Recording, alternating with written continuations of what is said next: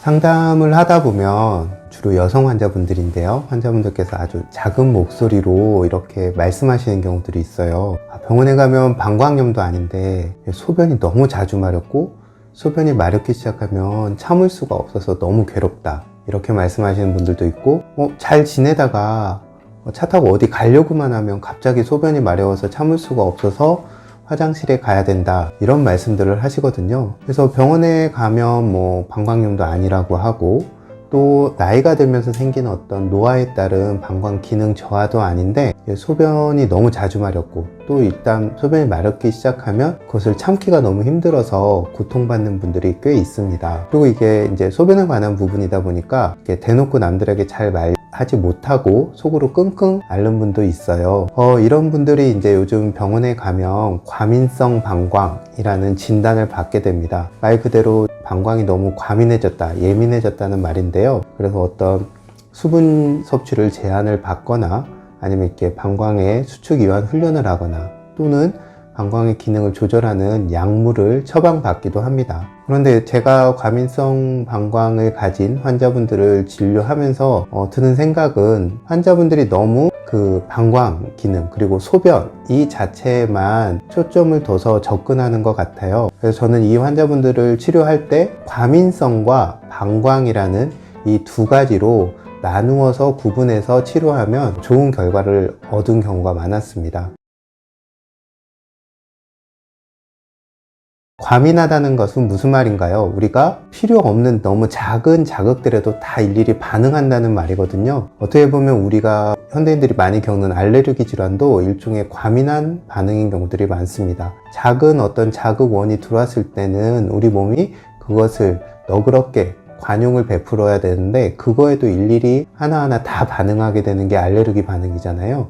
과민성도 적당한 양의 소변이 차야 소변이 마렵다는 신호를 보내는 게 맞는데, 적은 양의 소변에도 또는 어떤 외부의 자극에도 쉽게 소변을 봐야겠다는 그런 생각이, 느낌이 드는 상황이 과민성인 거죠. 그래서 이런 경우는 저는 환자분들을 볼 때 우리가 흔히 말하는 자율신경계의 균형을 회복하는 것을 기본 베이스로 삼을 때 어떤 치료의 경과들이 좋았습니다. 즉, 방광이 예민해진 게 아니라 내 스스로가 전체적으로 예민해진 게 먼저였던 거죠. 내가 이미 많이 예민해지고 과민해졌고 긴장이 많았기 때문에 방광도 그렇게 됐다고 봐야 됩니다. 그리고 이제 과민성 더하기 방광이라고 했잖아요. 이제 방광의 상태를 한번 봐야 합니다.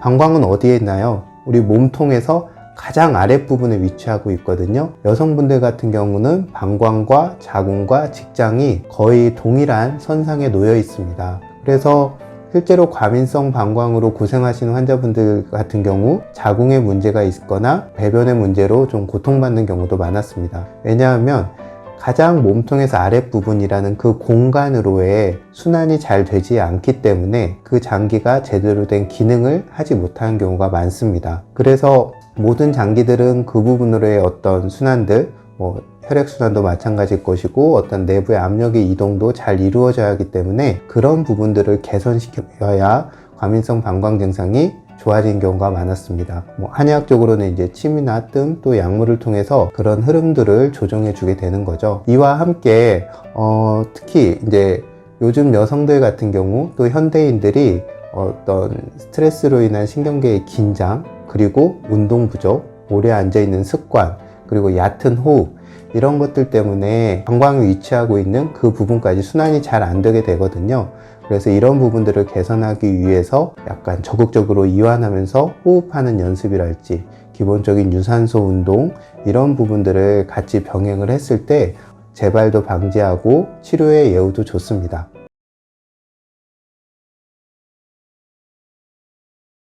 저는 이제 과민성 방광을 가진 환자분들에게는 주로 카페인의 섭취는 좀 줄이도록 하고 있어요. 아까 말씀드린 대로 신경계의 긴장이 기본 베이스가 되고 있기 때문에 그것을 긴장시킬 수 있는 카페인들은 가능한 한 적게 마시는 것이 좋습니다. 이 대신에 저는 이제 이런 분들에게 진피인삼차를 권해드리고 있습니다. 한의학은 우리가 건강하게 사는데도 또는 병을 치유하는데도 내부의 흐름, 한의학적으로 이제 기의 흐름이라고 표현하죠. 그 흐름들을 굉장히 중요시 하거든요.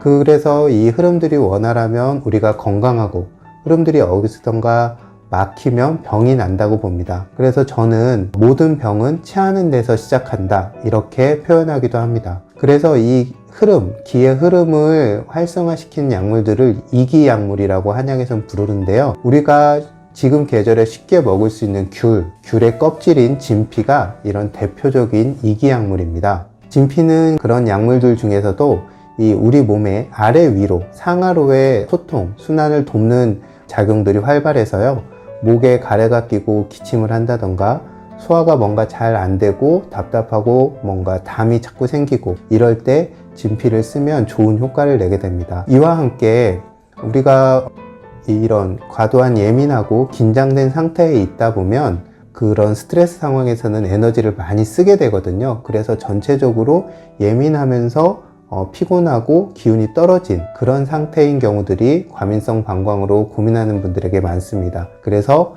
인삼을 같이 이용해서 이런 부족해진 기운을 보충해주고, 여기에 꿀을 살짝 더해서 너무 긴장으로 예민해진 몸을 조금, 몸과 마음을 편안하게 누겨주게 됩니다. 진피 인삼차는 만드는 게 어렵지 않아요. 진피 귤 껍질을 잔류 농약 문제가 있으니까 깨끗하게 씻어 가지고 가늘게 채를 썰고, 그 다음에 인삼도 수삼이죠. 가늘게 채를 썰어서 같이 꿀에 재워 두었다가 잘 보관해서 필요할 때 차로 즐기면 좋을 것 같습니다. 잦은 소변, 그 중에서도 과민한 방광의 문제로 고생하고 있는 여성분들이라면 카페인 음료 대신 진피 인삼차를 만들어서 두고 즐기시면 도움이 될 거라고 생각합니다.